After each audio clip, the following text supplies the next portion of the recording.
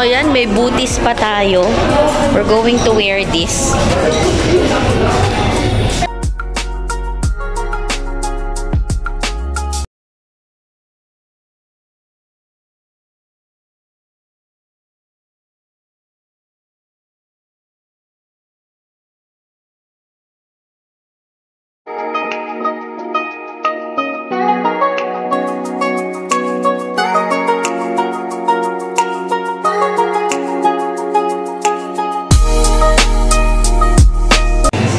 Wonderful day! It's me, Mama Max. Nandito tayo ngayon sa Ramen Hu, located here at the outlets Limo Park, Malbar, Batangas.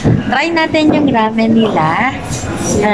Ang ganda ng place. Talagang meron pa tayo mga butis-butis pag-uupo para talaga nasa Japanese restaurant ka.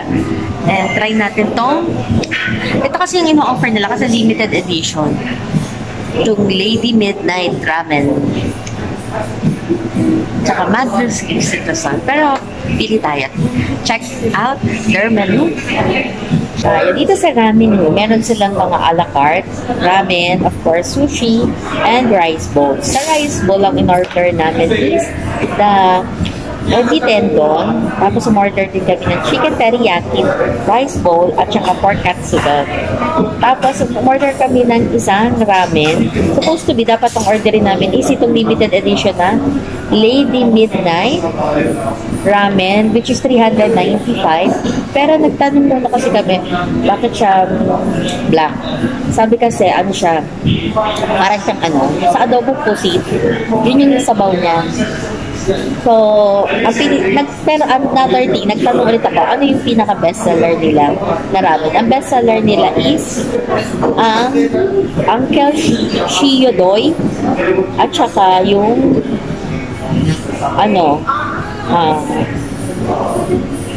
Miss Spicy Karay. Karagi ba yun o karay? Yun. So, ang in-order namin kasi, yung Uncle Shio doon, hindi siya maanghang. Yung Miss Spicy Karagay, medyo maanghang siya. Tsaka nakakatuwa dito.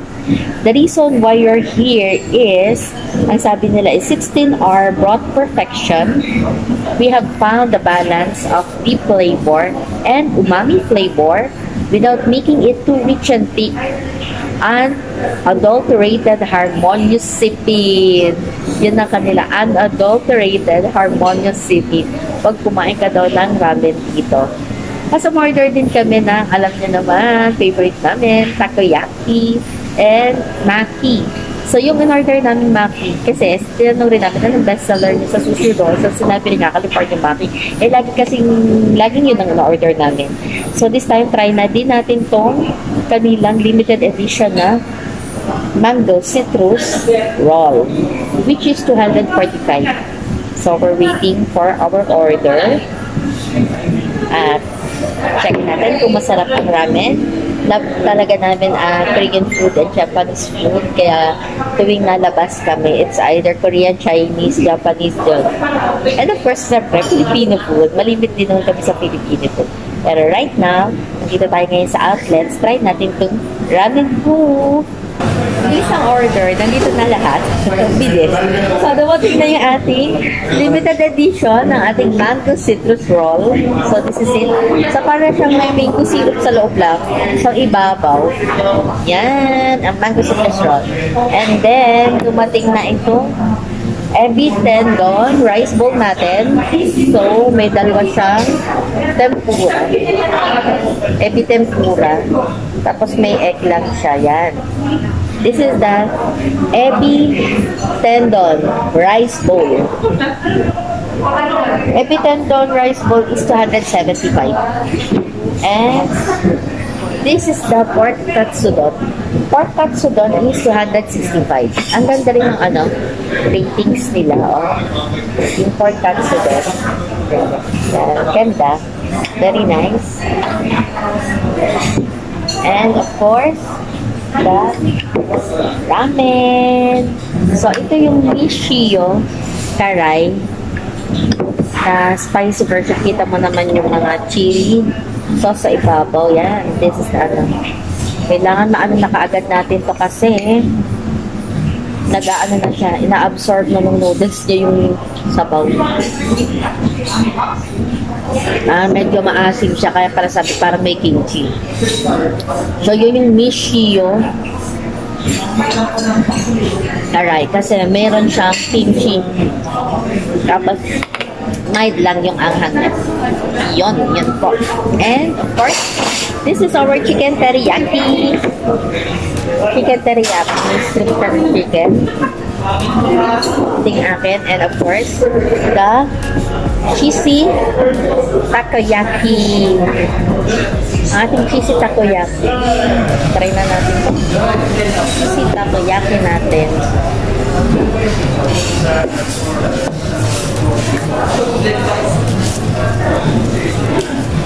So, yan. Tatry na natin. Try natin itong takoyaki nila. Favorite namin ang takoyaki. Parang napaka-cheesy ng takoyaki niya.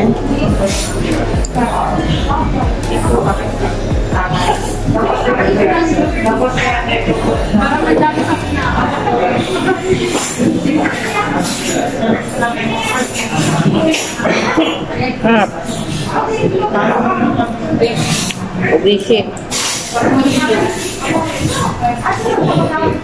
Sarapan ako sa takoyaki nung nasa Japan kami. Kinalala yung lasa niya. Sarap.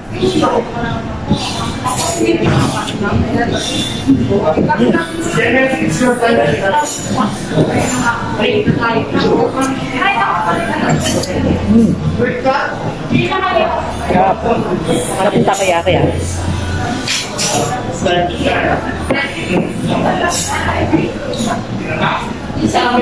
Ayan, check na natin itong chicken teriyaki niya. So, yan. Thank you.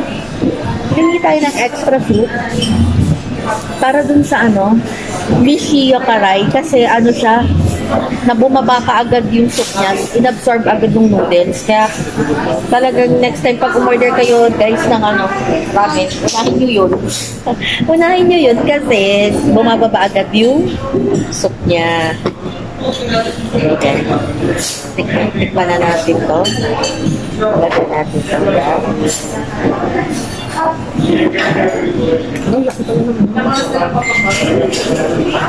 May to may kimchi.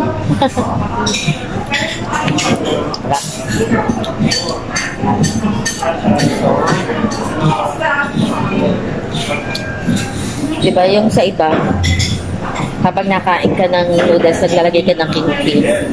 Ito, may kimchi na.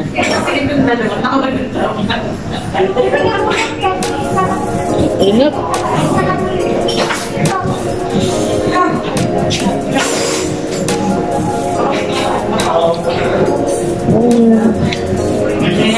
Noodles niya, compare dun sa nakakain ko sa Manila, hindi siya ganun kaano. Pero okay yung lasa, sarap.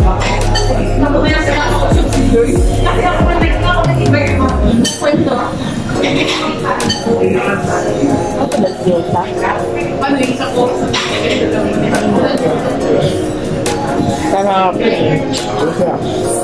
Gulay.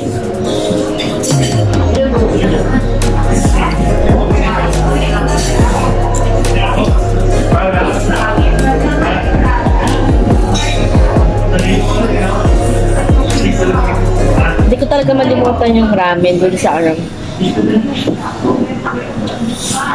Ilocos. Sarap na sarap ako sa ramen doon. Ito, sarap din ito. Sarap ng ramen niya.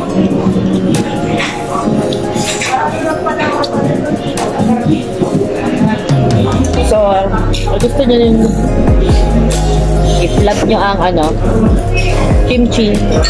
Try this, itong Mishio Karai kasi may kimchi na siya.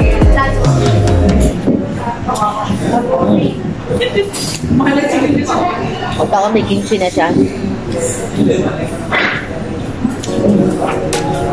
Pinaghala ang maasim, maalat, maanghang.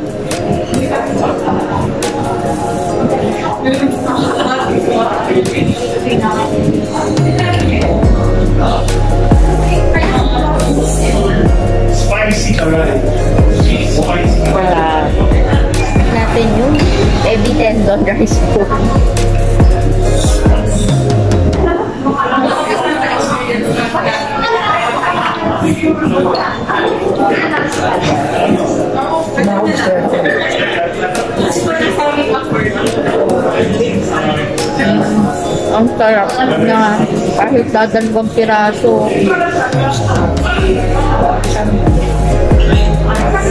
Sarap niya.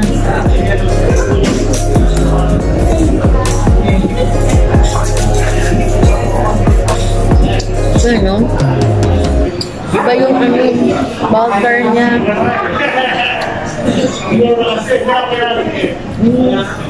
Sarap niya.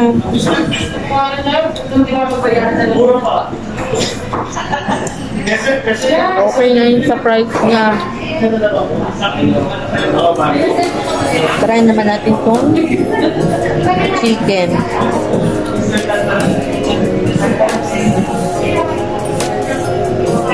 Ito yung chicken teriyaki. Normal lang na chicken teriyaki. Yun yung matapos. Normal lang. Ano ko yung katsudan. Ito ang order ng pork katsudan. Tanungin natin siya. Jersey, ano masasabi mo sa pork katsudan? Parang di ka masaya. Masarap ang pork katsudan eh. Nasarapan daw siya sa pork katsudan. Yan. Ang sarap ng baby tendon.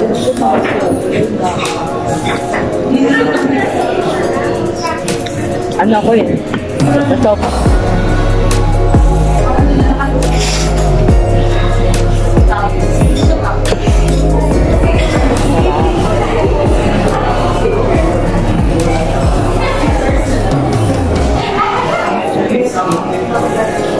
Tuwa ako sa egg ng ramen sa Japanese restaurant. Alam mo yun, luto yung labas, tapos yung loob medyo, ba siya, malahilaw.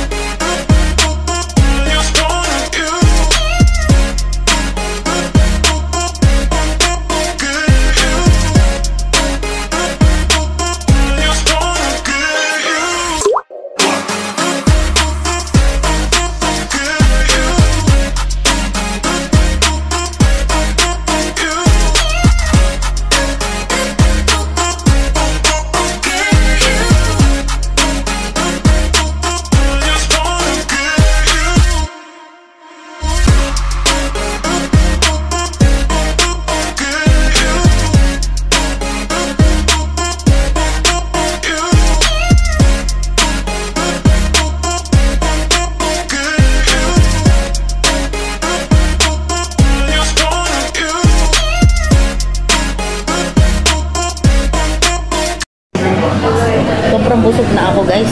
Kasi isang ramen yung tsaka isang rice bowl. Talagang hindi na ako magkanda o gaga. Kasi hindi ko na magalaw yung mango. Itong mango roll, mango citrus roll.